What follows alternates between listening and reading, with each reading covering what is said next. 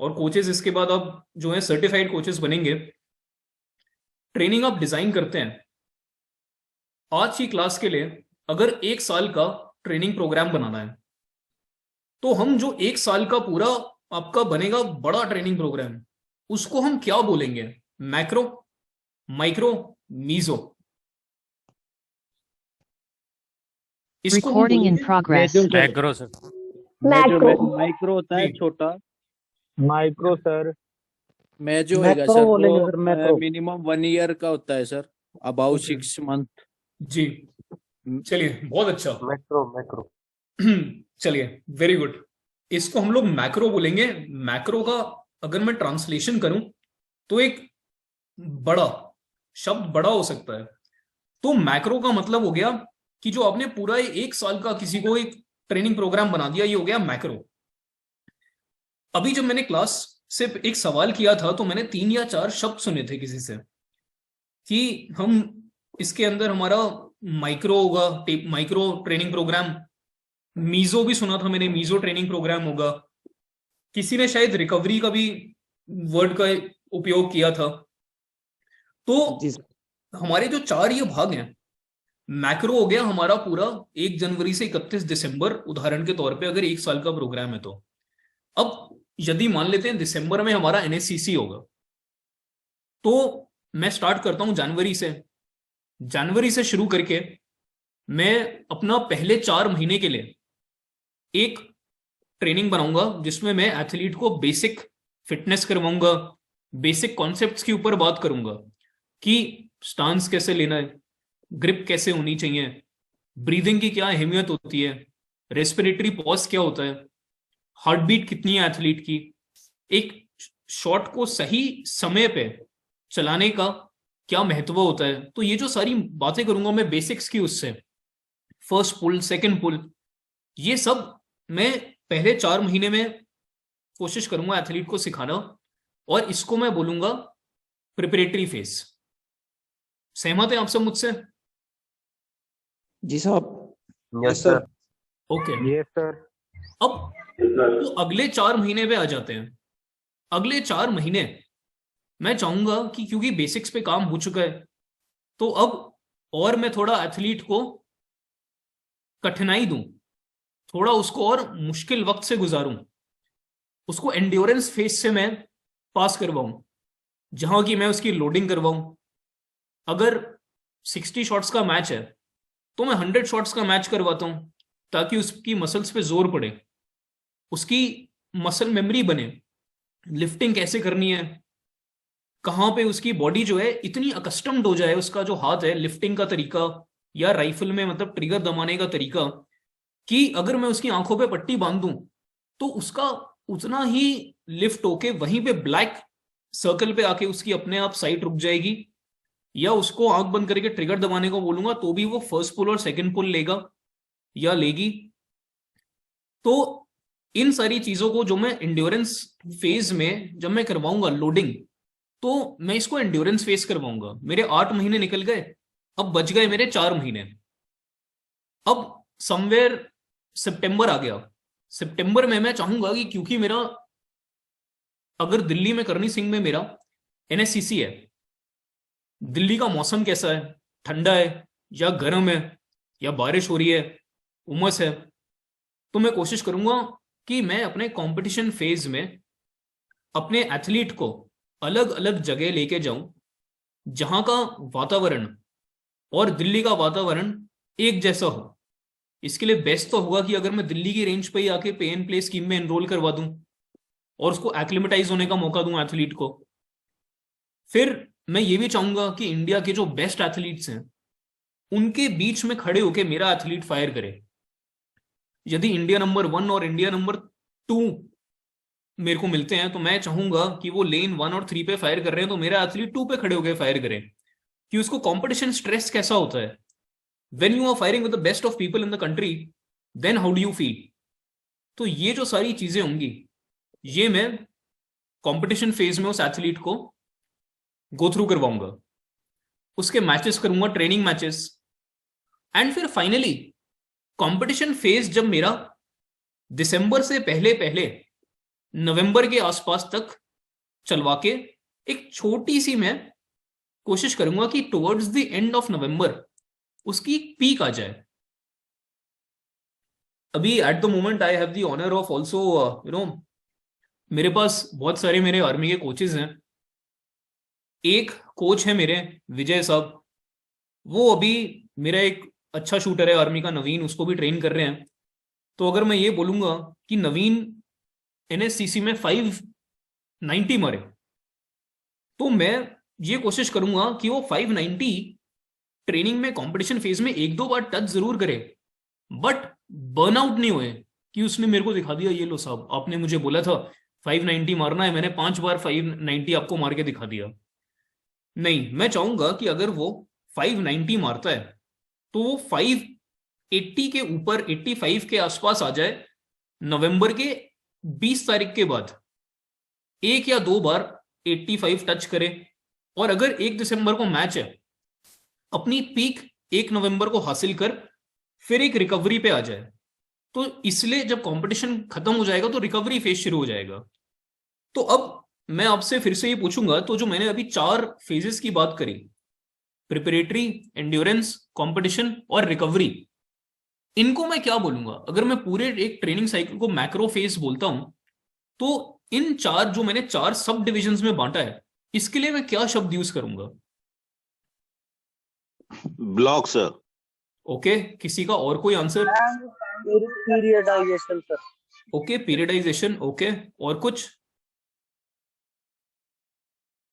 देखिए, ये हमारे हो गए मीजो फेजेस। मीजो, मीजो, अब नेक्स्ट माइक्रो आएगा सर। बिल्कुल बिल्कुल, अभी नेक्स्ट माइक्रो आएगा। तो ये मीजो था। तो अगर आप पूरे 12 महीने की ट्रेनिंग साइकिल को मैक्रो बोल रहे हैं, तो इसको जो मैंने 4 भागों में बांटा, इन 4 भागों को इंडिविजुअली मैं बोलूंगा मीजो साइकिल्स। मेरी प्रिपरेटरी वाली मीजो साइकिल चल रही है, मैं अपनी सेकेंड मीजो साइकिल में आ गया हूं, या एंड्योरेंस वाली मीजो साइकिल में आ गया हूं, या मैं अपनी कंपटीशन की मीजो साइकिल में हूं, और आखिर में मैं अपनी रिकवरी की मीजो साइकिल में हूं। मोटा मोटा अगर आप, I think majority of the class will agree with me कि जो मैंने 4 भाग बताए, आप लोग भी इससे सहमत होंगे। अब there is one request, Mr. Please, ma'am. Kapoor. Can you Please. show the slides also? yes ma'am, I'll just show the slides, ma'am. I'll just show the Yeah. slides. Yeah. मोटा Slides मोटा are not coming on the screen. yes ma'am, I'll just show the slides. I haven't started, ma'am, actually with the slides. Okay, sure, sure. That's sure. the reason, ma'am. Okay. Yes. Now coming on to microcycle, preparatory phase के अंदर आप हो सकता है 9 या 10 चीजें अपने athlete को के ऊपर वर्क करें। तो आपकी वो जो 4 महीने थे प्रिपरेटरी साइकिल के, उसके अंदर भी अगर मैं 10 दिन, फिर 1 हफ्ता, फिर 15 दिन, कुछ छोटे और साइकिल्स में बांट दूं, तो उसको मैं बोलूंगा माइक्रो साइकिल्स। ये मेरी माइक्रो साइकिल्स हो गई। अब आपको पूरा क्लियर होगा कि मैक्रो किसको बोलते हैं, मीजो किसको बोलते हैं, एंड फाइनली माइक्रो किसको बोलते हैं। अब क्योंकि हम सब, I think we are now all on the same page, अब हम इन टर्म्स को एक ही सेंस में यूज करेंगे। किसी भी एथलीट को आप ट्रेनिंग साइकिल से एक्सपोज करेंगे, तो सबसे पहले क्या होगा, उस एथलीट के ऊपर लोड आएगा। अब मैंने अपनी स्लाइड शुरू कर दी है। आप लोगों को सेकंड स्लाइड, आप लोग देख पा रहे हैं सेकंड स्लाइड मेरी ट्रेनिंग लोड एंड फेजेस की? Yes, sir. ग्रेट। अब यहां से मैं अपनी स्लाइड शुरू करूंगा। देखिए, लोड एक ऐसी चीज होती है, आप किसी भी ह्यूमन बीइंग को कोई भी काम करने के लिए बोलेंगे, चाहे वो मेंटल हो चाहे वो फिजिकल हो, उसके ऊपर लोड पड़ेगा। अब लोड एक एथलीट को अगर आप बोलेंगे, तो एथलीट के ऊपर जैसे ही आप वर्क करना शुरू करेंगे, एक बॉडी उसकी एक स्टिमुलस प्रोड्यूस करेगी। स्टिमुलस का मतलब हो गया एक रिस्पॉन्स उसकी बॉडी देगी। अगर आप जिम भेजते हैं किसी एथलीट को, तो स्टार्टिंग में जब वेट्स उठाने शुरू करते हैं या कार्डियो करते हैं, तो एथलीट की हार्ट रेट ऊपर जाएगी। एथलीट वेट उठाता है तो एथलीट के ऊपर मसल्स के ऊपर जोर पड़ेगा। तो ये हमारा जो जोर पड़ना है या लोड पड़ना है, ये बॉडी के रिस्पॉन्स की वजह से होता है। और ये जब एक इंडिविजुअल किसी एक चीज में हिस्सा लेता है या काम करता है तो उसके ऊपर लोड पड़ता है। नाउ एज कोचेस हमने इस लोड को मैनेज करना है। अगर कोई एथलीट हमारे पास आता है तो 90% of the athletes are equally capable, as I will say. And जो बाकी 10% वाला काम है, ये एज कोचेस हम लोगों के हाथ में है कि whether we are able to enable the athlete to succeed और नॉट, कि क्या वो हमारी वजह से सफलता हासिल कर पाता है या नहीं कर पाता है। अब हमने क्या करना है, सबसे पहले 1960 की बात है, एक साइंटिस्ट होते थे, बिहेवियरल साइंटिस्ट, जिनका नाम था हांस साली। हांस साली ने क्या किया था, एक कॉन्सेप्ट, पीरियडाइजेशन की थ्योरी जहां से आई पूरी, एक उन्होंने कॉन्सेप्ट प्रोनाउंस किया था।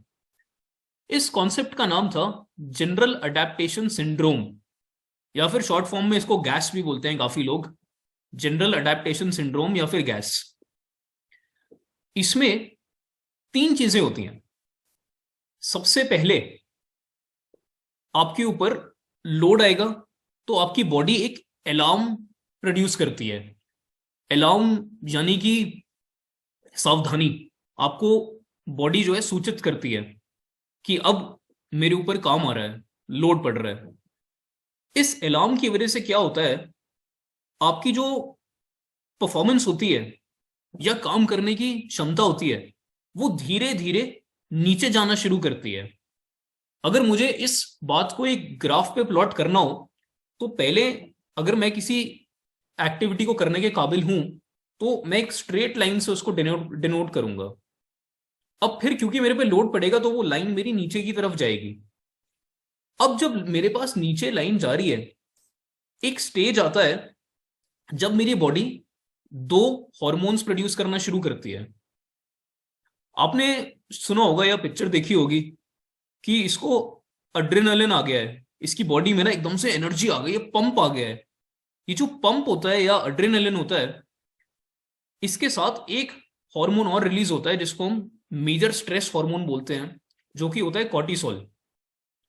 ये दोनों चीजें जब बॉडी रिलीज करती है तो बॉडी की क्षमता जो होती है वो बढ़ जाती है, ब्लड में शुगर लेवल बढ़ जाता है, ब्रेन एक्टिवेट हो जाती है।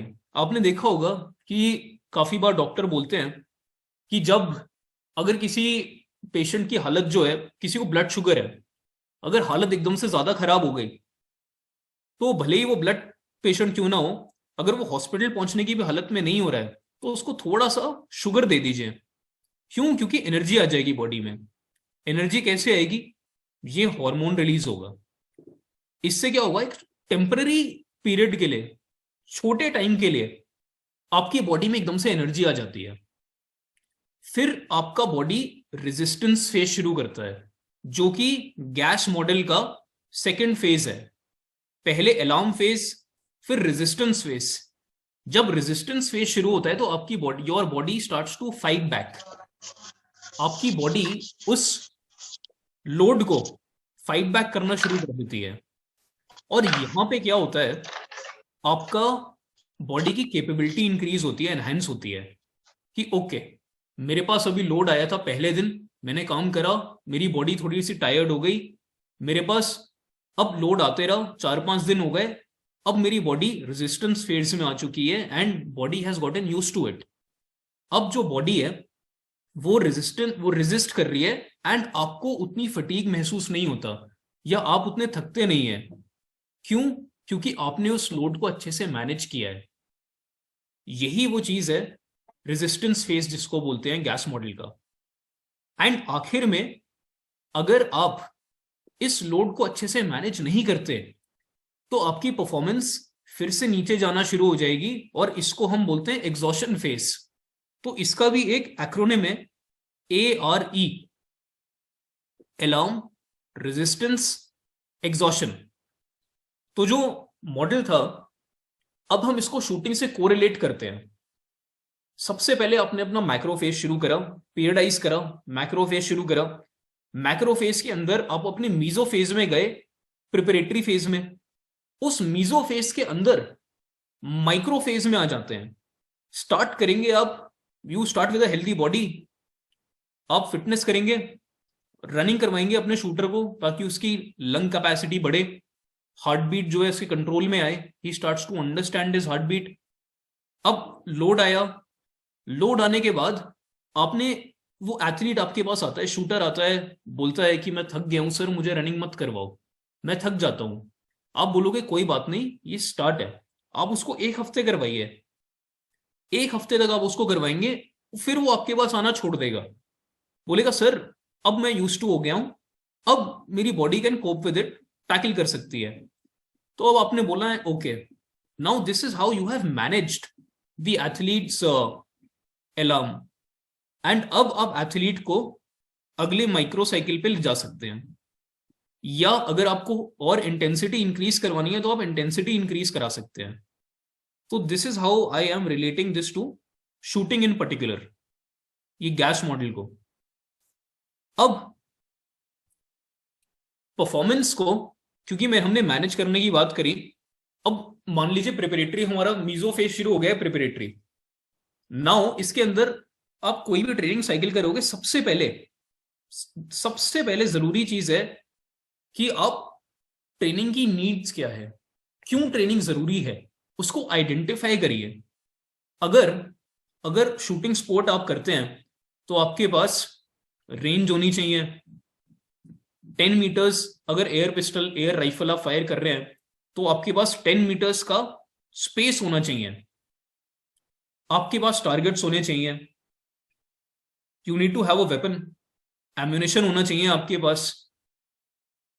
पास कोच होना चाहिए, आपके पास और ट्रेनिंग एड्स होने चाहिए, काफी सारे ट्रेनिंग एड्स, स्कैट हो गया, बहुत सारे और ट्रेनिंग एड्स हो सकते हैं आपके पास। तो आपको पूरी नीड्स आइडेंटिफाई करनी है। इसके बाद आपने डिजाइन करना है ट्रेनिंग प्रोग्राम। यदि मैं जीतू राय साहब का ओलंपिक साइकिल डिजाइन कर रहा हूं तो मैं 4 साल का माइक्रोफेज बनाऊंगा, मैं 1 साल का नहीं बनाऊंगा। I will not be limited to the text bookish knowledge कि मैक्रो साइकिल 1 साल का होता है। मैं मैक्रो साइकिल डिजाइन कर रहा हूं, मैं 4 साल का बनाऊंगा। कहीं लिखा थोड़ा है कि ये 4 साल का है बनेगा, या 3 साल का, या 1 साल का ही होता है। I will design it 4 years का। ऐसे ही आपके पास कोई नोवाइस एथलीट आता है, इंटरमीडिएट आता है, एलीट आता है, आप लोगों को उसके हिसाब से डिजाइन करना है। लोग कहते थे, मैंने यहां पे एक ट्रेनिंग प्रोग्राम डिजाइन किया था कि साहब 60 शॉट का मैच होता है, आप साहब बोलते हो कि हम 60 शॉट्स तो चलाएंगे, उसके पहले 30 हाफ शॉट्स चलाएंगे। Now everybody was surprised, half shot क्या होता है साहब, गोली या तो चलती है या नहीं चलती, आधी गोली क्या होती है साहब। मैंने बोला आप अपना सिर्फ फर्स्ट पुल लीजिए और छोड़ दीजिए, वार्म अप कर रहे हैं ना आप, आपकी फिंगर करो वार्म अप, मत लो सेकंड पुल, इसको हाफ शॉट बोलते हैं। तो मैं बोलता था कि 60 शॉट्स प्लस 30 हाफ शॉट्स का मैच होगा। स्टार्टिंग में थोड़ा मुश्किल होता है, कहीं आप नई जगह जाते हो, you take time to understand people, लोगों को आपको समझने में टाइम लगता है, बट देन फिर एक कोच और एक एथलीट की ऐसा तालमेल बैठ जाता है कि बॉन्डिंग, ऐसा बॉन्डिंग तालमेल बैठ जाता है कि वो सिर्फ कोच अपने एथलीट को देखेगा, एथलीट अपने कोच को देखेगा और वो समझ जाएगा कि कोच क्या बोलना चाह रहा है। एंड कोई आउटसाइडर होगा, ही विल से कि क्या कर रहे हैं ये लोग, मतलब कैसे इसने कैसे समझाया कि एथलीट ये कर रहा है। तो ये तब आएगा जब आप डिजाइन ऐसे करोगे ट्रेनिंग प्रोग्राम कि आप और एथलीट को समझ आए।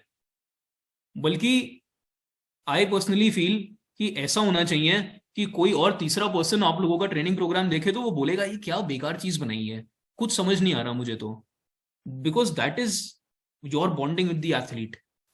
अगर आप एथलीट को कुछ समझाना चाह रहे हो, एथलीट वो समझ पा रहा है, तो इतना काफी है। इसके बाद deliver the training, training deliver करनी है। आपने बहुत अच्छा ट्रेनिंग प्रोग्राम बनाया, एथलीट को बताया कि मैं ऐसे करूंगा, आपकी ये मैक्रो साइकिल्स हैं, ये आपके 4 मीजो साइकिल्स हैं, इस मीजो साइकिल के अंदर 10 माइक्रो साइकिल्स हैं, अगली के अंदर 5 माइक्रो साइकिल्स हैं। On paper it looks very good, but क्या आप उस चीज को डिलीवर कर पा रहे हैं? आपको डिलीवर करना है ट्रेनिंग। आप डिलीवर कैसे करोगे? सबसे पहले इसमें 3 फैक्टर्स आएंगे जिनको मैं ऐसे कैटेगराइज करता हूं: coaching factors, athlete centric factors and environmental factors. Coaching factors में सबसे बड़ी बात है कोच का फिट रहना। कोच अगर खुद अपना टेक केयर नहीं करेगा तो वो जा ही नहीं पाएगा सारे दिन एथलीट्स के पास। तो सबसे पहले जरूरी है एक कोच को अपनी फिटनेस और अपने हेल्दी कंडीशन में रखना। कोच अपने आप को नए नए तरीकों से वाकिफ करते रहे, पढ़ते रहे।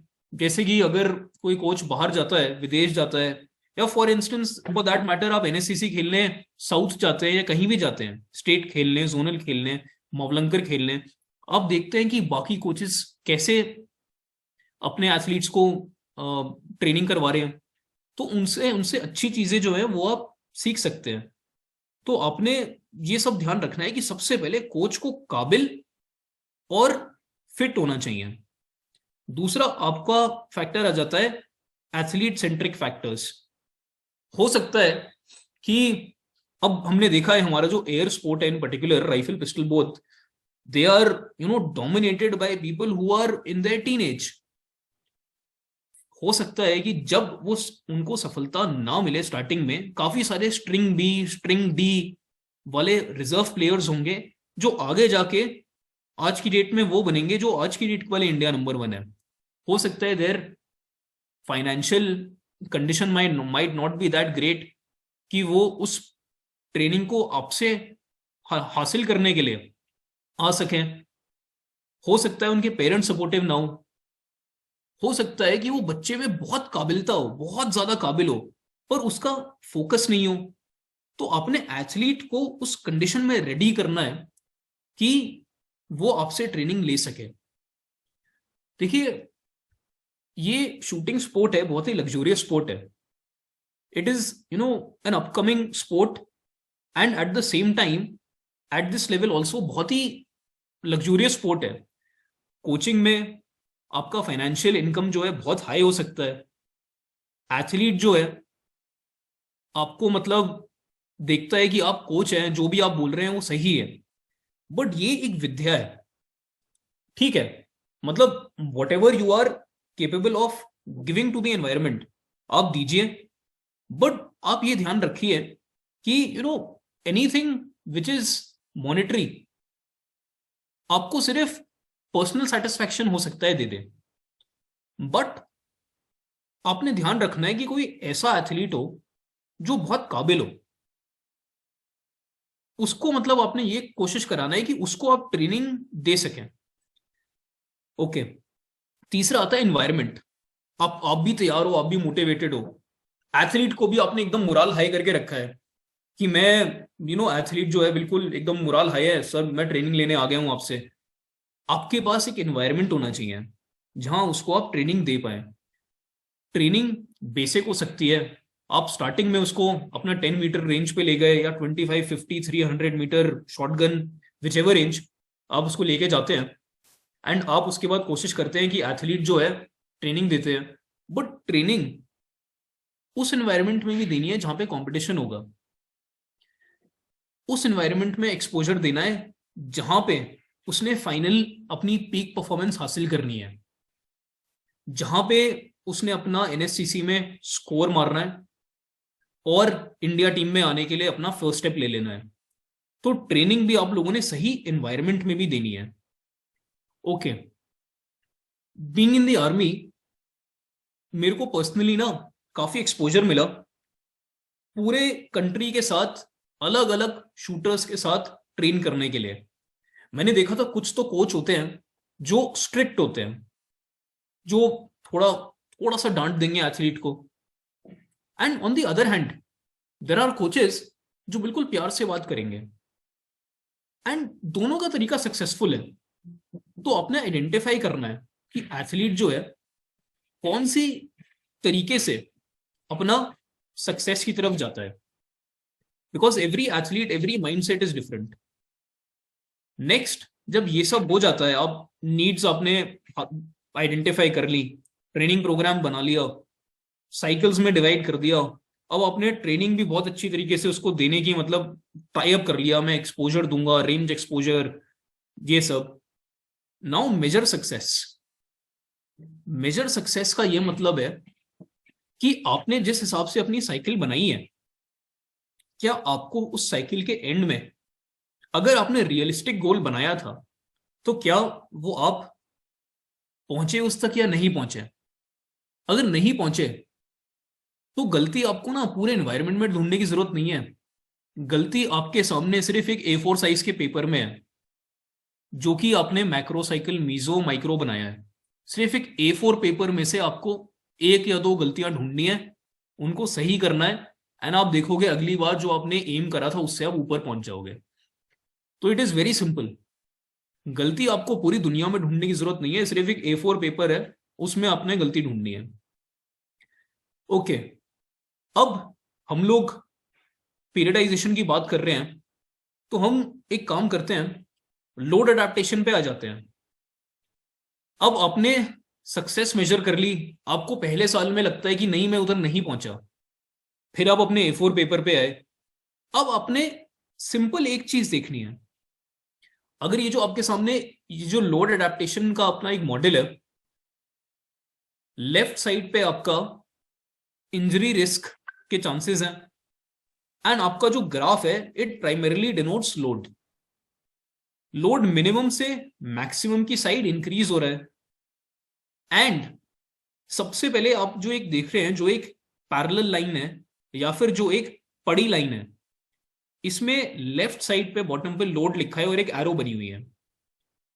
नाउ किसी भी आप ह्यूमन बीइंग को कुछ भी एक्टिविटी करने को बोलेंगे, स्टार्टिंग में वो जब अपनी एनर्जी यूज करेगा तो वो उस अपने नॉर्मल स्टेट से ज्यादा अच्छा परफॉर्म करेगा, क्योंकि वो एफर्ट लगा रहा है, तो आपका ग्राफ ऊपर होगा। बट देन आप पे धीरे धीरे फटीग आना शुरू होगा और आप अपने नॉर्मल से नीचे चले जाएंगे। तो that is why your graph is now lower than the normal. Now जब फटीग आ जाती है, now this is the point which is make और ब्रेक। एज कोचेस आपने रिकवरी करवानी है एथलीट को। अगर आप रिकवरी करवाओगे तो आपका ग्राफ वापस नॉर्मल से ऊपर आ जाएगा, एंड अगर रिकवरी नहीं ठीक करवाते तो आप देख रहे हैं डॉटेड लाइन बनी है जो कि मैल अडेप्टेशन लिखा है। ये तब होगा जब एथलीट उसको रेजिस्ट नहीं कर पाया उस सिचुएशन को, एंड उसकी परफॉर्मेंस फर्दर डिटोरिएट होती गई, एंड और भी ज्यादा उसकी वो अपना नहीं परफॉर्म कर पाया, एंड फिर वो नीचे चला गया। एथलीट कभी ऊपर ही नहीं आ पाया अपने नॉर्मल तक। तो आप लोग क्या कर सकते हैं, चेक बैक कर सकते हैं। आपकी एक मीजो साइकिल खत्म होती है तो आप एक मीजो साइकिल का एम बनाइए पीरियडाइज करते हुए कि what will I achieve after my first meso cycle. मेरा प्रिपरेशन खत्म हुआ, इफ द एम इज कि एथलीट जो है एक जनरल लेवल ऑफ फिटनेस में आ जाए, वो अगर डेली सुबह रनिंग करता है, कोई डिस्टेंस 10 मिनट में भागता है, तो क्या वो 9 मिनट 50 सेकेंड्स तक आ गया है? अगर वो आ गया है तो आपका मतलब वो एम सही हो गया। अगर आप देखते हैं कि आपकी ट्रेनिंग के बाद भी उस माइक्रो साइकिल खत्म होने के बाद वो 10 में आ रहा था, लेकिन अब वो 10 मिनट 10 सेकंड में आ रहा है, तो आपका मैल अडेप्टेशन की तरफ चला गया है। And this is the time जब आपको अपना ट्वीक करने की जरूरत है थोड़ा साइकिल। तो ये आपके इंडिकेटर्स हैं, हम लोग इस चीज को इंडिकेटर्स बोलते हैं in the army, battle indicators और indicators as we call them. कि आप एक छोटे से फेज के बाद छोटा सा एक टेस्ट लीजिए और चेक करिए कि जो आपने हासिल करना था वो आपने हासिल करा या नहीं करा। बट हाँ, दिस गोज विदाउट सेइंग कि जो आपके गोल्स हैं वो रियलिस्टिक होने चाहिए। इट कैनॉट सो हैपन कि आप किसी को ऐसा गोल दो जो वो अचीव ही नहीं कर सकता। तो आपने चेक करना है कि आप रिकवरी से वापस हाई राइज परफॉर्मेंस की तरफ आपका ग्राफ जा रहा है एथलीट का, या मैल अडेप्ट हो गया है। ओके, अब आपको आपके सामने मैंने एक टेम्पलेट रख दिया है जो कि मेरा एनुअल प्लानिंग है। मैक्रो फेज का एक पूरा साइकिल रख दिया, तो आप इसको हेडिंग दे सकते हो, macro phase annual planning block syllabus और whatever you want to call it. Now आपने सब फेजेस बनाने हैं, प्रिपरेटरी, कॉम्पिटिटिव, ट्रांजिशन। ये आपके मीजोसाइकिल्स हैं। इन मीजोसाइकिल्स के अंदर आपका क्या होगा, माइक्रोसाइकिल्स चलेंगी। तो ये आपका वो टेम्पलेट है जो कि आपको हेल्प करेगा वो बनाने के लिए। देखिए, एक टेम्पलेट आप इंटरनेट के गूगल से आराम से आप डाउनलोड करके कर सकते हो, सर्च कर सकते हो, या दूसरा तरीका है आप खुद अपना टेम्पलेट बना सकते हैं। मैंने आपको बताया कि मोटे मोटे 4 साइकिल्स होते हैं, माइक्रो, मैक्रो, मीजो, माइक्रो, उसके अंदर प्रिपरेटरी, एंड्योरेंस, कंपटीशन, रिकवरी। हो सकता है एक एक्सपेरिमेंट फेज बना दीजिए आप। अब अपना प्रिपरेटरी फेज करने से पहले एक एक्सपेरिमेंट फेज, एक्सपेरिमेंट साइकिल बनाओ, उसको भी मीजो, वो भी आपकी एक मीजो साइकिल हो गई। कि आपको अगर किसी के लिए कोई टारगेट रखना है तो आपने पहले दिन उसको बुलाया, पहले दिन उसका मैच करवाया, देखा उसकी टेक्निक से कि अच्छा मुझे इसकी टेक्निक देखते लग सकता है कि ये इतना स्कोर मार सकता है या मार सकती है। ओके, आपने उससे अपना गोल बना लिया। तो आप अपनी एक और मीजो साइकिल कर दीजिए। ये कहीं नहीं लिखा कि आपके इतने ही मीजो साइकिल्स हो सकती हैं। एक्सपेरिमेंट फेस करिए जो आपका प्रिपरेटरी फेज के पहले शुरू हो सकता हो। Okay, preparatory phase. देखिए, प्रिपरेटरी फेज एक मीजो साइकिल हो गया, या आपका सबसे इंपॉर्टेंट साइकिल होती है, क्योंकि इसमें जो एथलीट होता है वो कंडीशन होता है किसी भी चीज के लिए। हो सकता है कि एंड्योरेंस स्पोर्ट हो, या हो सकता है कि प्रिसिशन स्पोर्ट हो, जैसे शूटिंग है। और जनरली क्या होता है, एंड्योरेंस स्पोर्ट हो गया या प्रिसिशन स्पोर्ट भी हम देख लेते हैं, जिसमें हम चाहते हैं कि एथलीट जल्दी बर्नआउट ना हो। तो इनका जो पहली वाली मीजो साइकिल होती है, that is a little longish, थोड़ी ज्यादा बड़ी होती है बाकी एंड्योरेंस, कॉम्पिटिटिव, रिकवरी फेस के या मीजो साइकिल्स के कंपैरेटिव में। क्योंकि इसमें हम कोशिश करेंगे कि एथलीट को हम लोग आराम से टाइम दें और धीरे धीरे उसके ऊपर काम करें। हर किसी को पता है कि ट्रिगर दबानी है, गोली चलेगी, बट ट्रिगर कैसे दबानी है, कब दबानी है, फर्स्ट पुल कैसे लेना है, सेकंड पुल कैसे लेना है, आपकी बॉडी की जो हार्ट बीट है क्या आप उसको महसूस कर पा रहे हो, क्या आपका हार्ट ज्यादा तेज पंप कर रहा है, आप कितने, आपका मतलब आप अपनी रेस्पिरेटरी पॉज की आपकी कैपेबिलिटी कितनी है, कितने सेकंड के अंदर आप लोगों ने पुल ले लेना है अपना। तो ये सारी चीजें जो हैं, इन चीजों पे अगर आप काम करेंगे तो इनमें आपको थोड़ा सा टाइम लगेगा।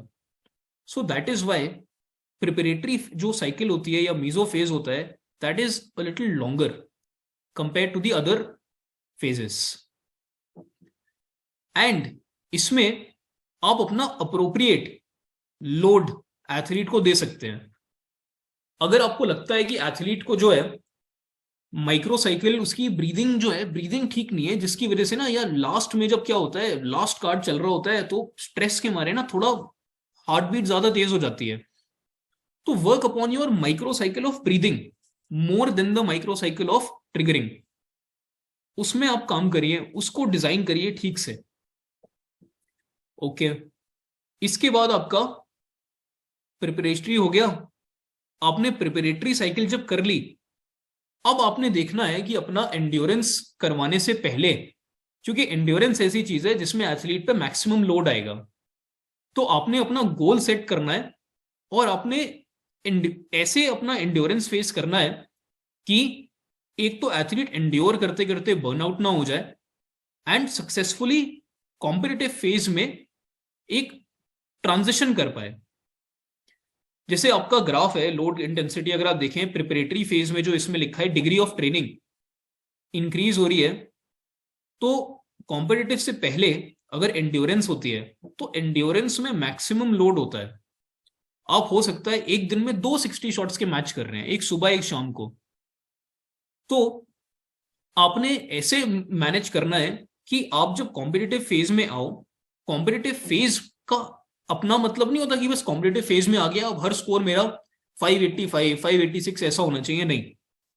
मेरा कंपटीशन फेज के अंदर भी towards the flag end of the phase मेरी एक पीक है, एंड वो जो मेरा पीक है वो मेरा कंपटीशन पीक है। इस पीक के साथ मैं कंपटीशन में जाऊंगा। हमारा, I will give you an example. हमारा एथलीट है, केदारलिंग नाम है उसका, बेलगांव का है वो रहने वाला। 64th NSCC में ही हैड शॉट 585 एंड काफी अच्छा करा था, काफी अच्छा शूटर था हमारा। एंड देन हुआ क्या, एकदम से वो वर्ल्ड, अब कोविड का टाइम था, हुआ क्या, वो टीम के सेलेक्ट हो गया, went on to represent the country in the world cup in Cairo, but वहां पे ही could not perform up to the mark. क्यों? क्योंकि हम लोग उसका A4 शीट ठीक से नहीं संभाल पाए, हम लोग ना उसको ठीक से प्रिपरेशन नहीं करा पाए, और उसकी जो पीक है वो सही टाइम पे नहीं आई उसकी। ठीक है, नीडलेस टू से हमने अपना बैलेंसेस चेक करे, हमने गलती ढूंढी, हमने उसका फिर से फेस डिजाइन करा। नाउ हुआ क्या, उसका एक्सीडेंट हो गया एंड उसकी प्लास्टिक सर्जरी हुई, बिकॉज ऑफ विच उसका जो major preparatory endurance competition phase हमने बनाया था macro cycle, it went for a 6 and वो छुट्टी गया, काफी टाइम हॉस्पिटल में भी एडमिट रहा। बट कोई बात नहीं, ठीक है, हमने क्या करा, एक रीडिजाइन करा, फिर से उसका एक मैक्रो साइकिल बनाया। जैसे मैं आपसे बोल रहा था कि बुक में लिखा है मैक्रो साइकिल 1 साल का होता है, तो 1 साल का नहीं होता। हमने उसका 2 महीने का मैक्रो साइकिल बनाया। उस 2 साल के, करेक्शन, 2 महीने का मैक्रो साइकिल बनाया। 2 महीने के मैक्रो साइकिल के अंदर हमने उसका पहले 1 महीना प्रिपरेटरी बनाया, उसके बाद हमने उसका फर्दर 15 दिन का एंड्योरेंस बनाया। एंड्योरेंस के बाद हमने उसको 1 हफ्ता कंपटीशन, एंड कंपटीशन का पीक करवाते हुए रिकवरी, एंड सरप्राइजिंगली इस बार वो फिर से फाइनल्स में पहुंचा। उसने फिर से 582 583 मारा NSCC में।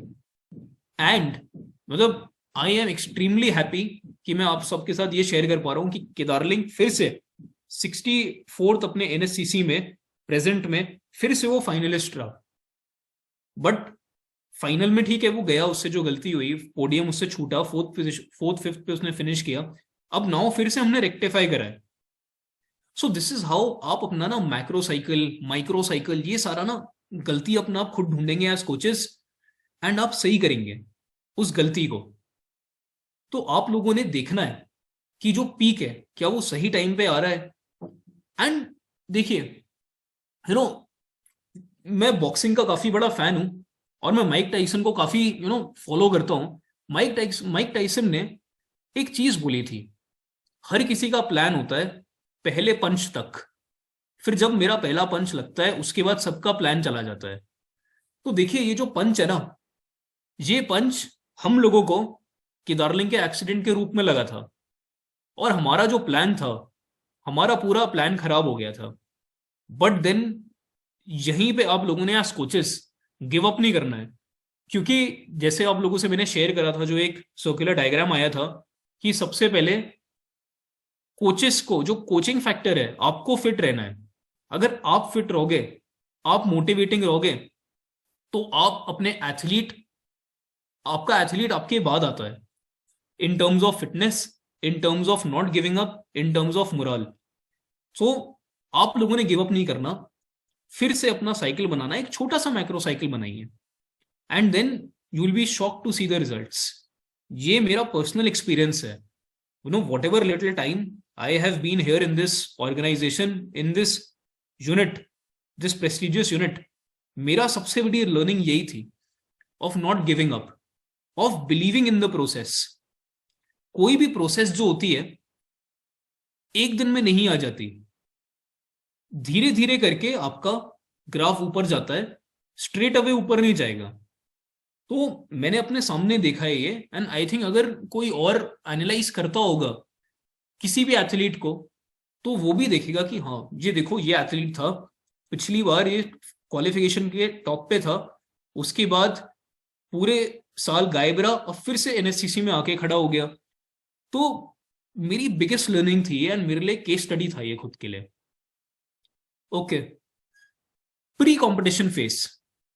कंपटीशन फेस को मैंने सब डिवाइड कर दिया है माइक्रो साइकिल मैंने अपने कंपटीशन के अंदर एक प्री कंपटीशन फेज रख दिया।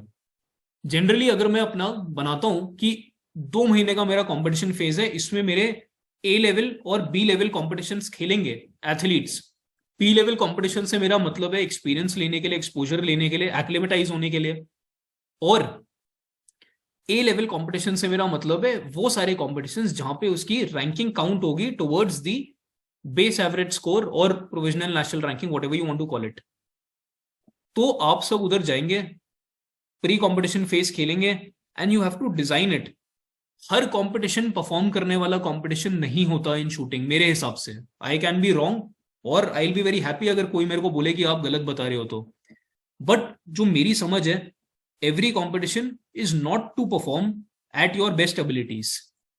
हो सकता है कि आप एक्लेमेटाइज होने जा रहे हो सकता है आप सिर्फ एक कंपटीशन का फील लेने के लिए जा रहे हैं, हो सकता है आप किसी वेपन को टेस्ट करने के लिए जा रहे हो, अपने नया वेपन लिया है आपने, उसको टेस्ट करने के लिए जा रहे हैं। तो यू नीड टू प्लान कि ये जो मेरी टेस्टिंग है ये बी लेवल कॉम्पिटिशन्स में होनी चाहिए, एंड जो ए लेवल कॉम्पिटिशन्स हैं ये मेरा इसमें बिल्कुल I should be in my peak form, ताकि मैं परफॉर्म करूंगा। So, just a thing to add. So, Please. जैसे आपने बोला A level and B level competitions, that is up to you ना कि आप उस टाइम पे अपने साइकिल के कौन से पार्ट में है, तो आपको डिसाइड करना पड़ेगा। नेशनल्स भी आपके लिए शायद B level competition हो सकता है, जैसे मेरा था इस ईयर। तो I have not played like for 4 years in the past, and before that I was playing as national champion and all that. I was playing good. So for me, entering into shooting this year and playing again was my B level competition. So for others, it was like, how are you performing so bad? But okay, for me, it was like, okay, I have to perform and take the pressure and see कि अभी मैं कहाँ stand कर रही हूँ, ताकि मैं आगे और preparation कर पाऊँ। Ma'am, firstly, I am extremely proud of you. You had the courage to say that NSCC can also be a B level competition. Whichever shooter you train, आप अभी खुद शूटिंग कर रहे हैं, I really hope and pray कि वो athlete बहुत ही ऊपर जाए। It takes a lot of guts to say कि NSCC भी बी लेवल कंपटीशन हो सकता है, बिल्कुल हो सकता है। एंड आपको एज कोचेस डिसाइड करना है कि what is your athletes A level competition and what is B level competition. मेरी अंडरस्टैंडिंग ये बोलती थी कि जो भी कंपटीशन जो है, जैसे पहले हम लोग जो भी हमारी शूटिंग बॉडी है, whatever rules the body makes, we abide by that। एक कंपटीशन एक स्कोर ड्रॉप कर सकते हो या नहीं कर सकते, या सारे स्कोर्स काउंट होंगे, उस हिसाब से as a coach I personally would plan for my athlete. तो yes, of course, as coaches you decide what is your A and what is your B level of competition. True. I am absolutely with you. You are absolutely right, ma'am, in saying that. Okay. Now let's come to the competition phase, the main phase, जहां पे हम चाहते हैं कि अगर हमारा athlete है, तो जैसे ये मेरी साइकिल खत्म होने वाली हो, तो इस साइकिल के बिल्कुल लास्ट में, just prior to the end, athlete peak करे। नाउ दिस इज दैट, जिसे बोलते हैं ना कि peak performance management, performing at the right time. This is that part of the mesocycle and the macrocycle in the long run, कि competition हमारा phase आएगा और कंपटीशन फेज के अंदर हम लोग अपना स्कोर मैक्सिमाइज करेंगे। Now this you have to plan. हो सकता है मेरे पास, again I have a lot of shooters, there is a particular shooter, एक हफ्ते पहले वो वेपन को हाथ नहीं लगाता, बोलता है कि नहीं, मेरे को छुट्टी भेज दो, मैं अपने फैमिली से मिलके आएगा। आई सेड ओके यार, वेरी गुड। स्टार्टिंग में when I came here, I was like, क्यों अभी आया है, अब परफॉर्म करने का टाइम आया है। बट देन ठीक है, मैंने बाकी कोचेस से बात करी एंड आई रियलाइज्ड कि इस एथलीट का काम करने का तरीका वैसे है, he likes to be relaxed. तो इसके लिए एक छोटी सी रिकवरी जो है, now that recovery is in the form of meeting his family, एक पहले आनी चाहिए कंपटीशन से। तो जरूरी नहीं है कि जो इसके बाद जो रिकवरी फेज है वो कंपटीशन के बाद ही आएगा, या वो मीजोसाइकिल बाद आएगी। आप अपना कंपटीशन की मीजोसाइकिल के अंदर लास्ट माइक्रोसाइकिल रिकवरी रख दीजिए, एंड फिर बाद अपना रिकवरी का मीजोसाइकिल चलाइए। तो this is also athlete specific, coach specific, and आपको अपने एक एथलीट की अंडरस्टैंडिंग डेवलप करनी पड़ेगी कि कैसे होता है. नाउ अगेन मैं यही चीज बोलूंगा, don't limit yourself to the books. Fire your 60 shots and 30 half shots. 90 का मैच करो, 60 प्लस 30 हाफ शॉट्स का मैच करिए आप. साइंटिफिक एक मीजो फेस रख दीजिए, एक्सपेरिमेंट मीजो फेस रखिए, रिकवरी को कंपटीशन के पहले लाइए, रिकवरी का एक माइक्रो साइकिल चला दीजिए अपने कंपटीशन के मीजो फेस के अंदर. बिकॉज हर इंसान डिफरेंट है. एंड ज्यादातर ये जो बुक्स लिखी गई है ना, जिसने भी लिखनी है, ये हमारे रेप्यूटेड विदेश के साइंटिस्ट्स ने लिखी हैं. आई पर्सनली फील कि ज्यादातर जो भी साइंस रिसर्च हुआ है, ये हमारे इंडियन एथलीट्स स्पेसिफिक नहीं है.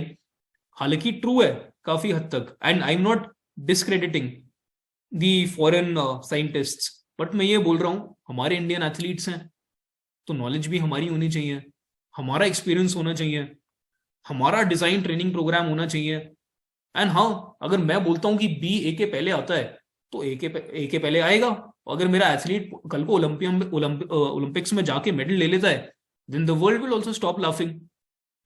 तो गुस्ताखी करनी है, सक्सेस उसी को मिली है जिसने गुस्ताखी करी है.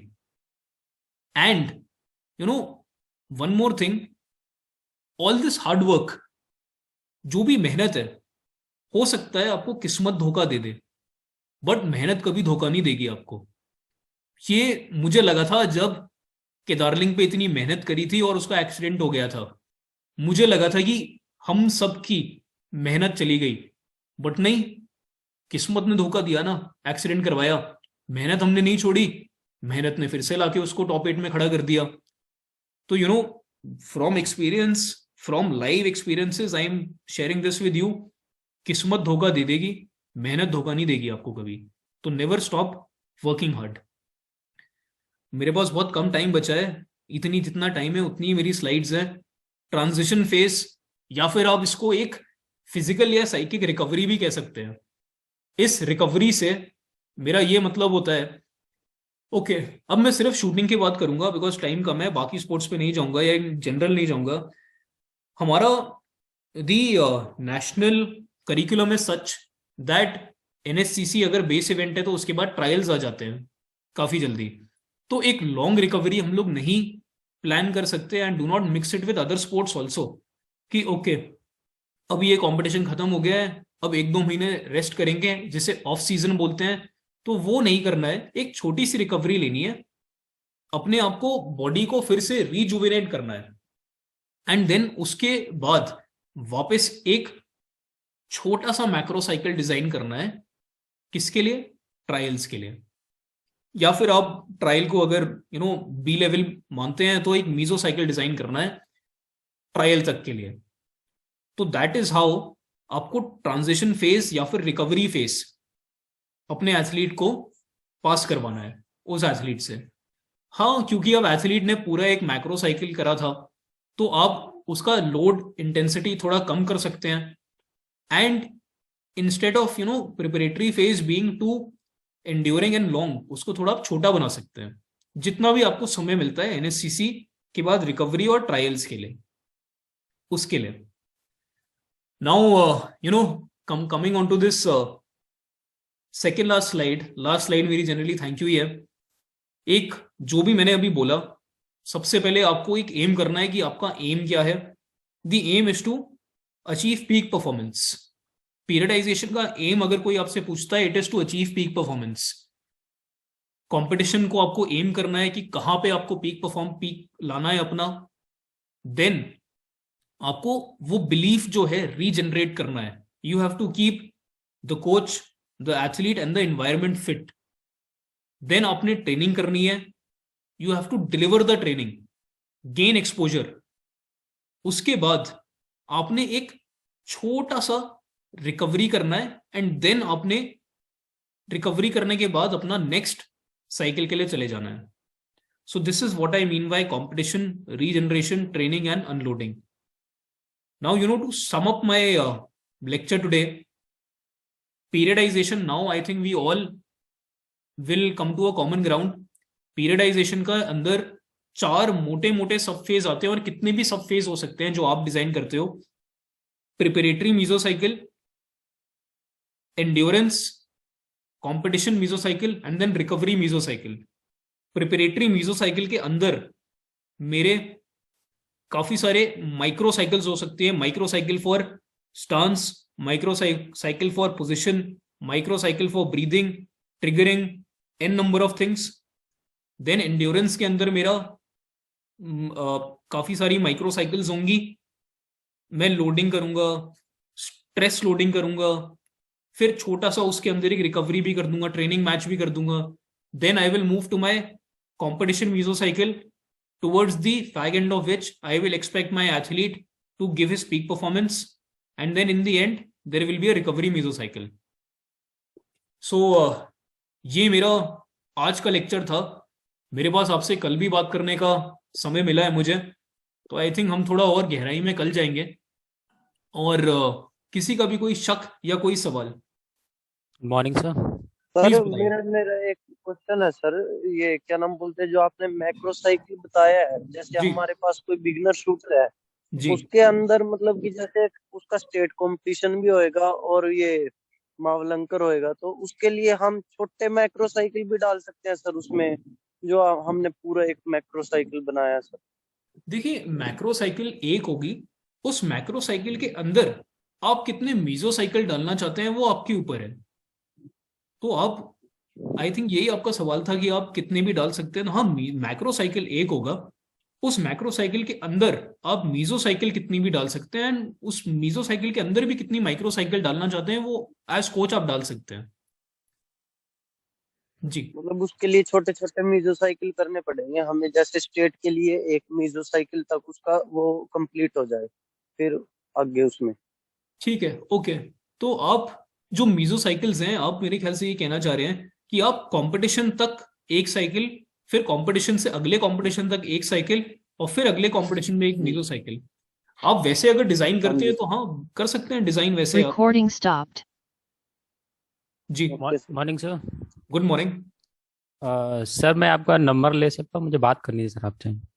मेरा नंबर आई थिंक इसी में अवेलेबल है। आई थिंक प्लीज शेयर कर दीजिए। ठीक है। One thing I just wanted to ask you, please don't take the number because he's too occupied and too busy. आपको जो भी होगा प्रैक्टिकल सेशन में सब मिल जाएगी चीजें। जी, आई It is a wonderful, excellent, fantastic session. Very informative. So much, Major Kapoor. thank you ma'am, thank you so much. I have the honor of speaking to the class tomorrow again also ma'am. Thank you I should be thankful to AMU and special to CEO Amarjit Singh. Yo, So ma'am. we are really grateful to AMU. Thanks to you. Please, ma'am, we have, ma'am, it is always good to learn from you, ma'am, and be in your blessings always, ma'am. Thank you so much, and whatever Thank you you, want and thank you. whenever God you bless want, ma'am. you. Wishing you a very happy New Year. Jai Same to you, Hind. ma'am. Thank you so much. Wishing you a Tomorrow we are very meeting in the morning, 9:30 again. Ojo, ma'am. सगुन ने Thank you, ma'am. शाम की class